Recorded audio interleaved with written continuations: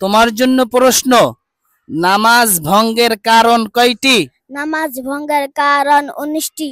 নামাজ ভঙ্গের কারণ 19টি, বলতে পারবা এই 19টি ধারাবাহিকভাবে? জি। বলো তো নামাজ ভঙ্গের কারণ 19টি ধারাবাহিকভাবে। নামাজ ভঙ্গের কারণ 19টি।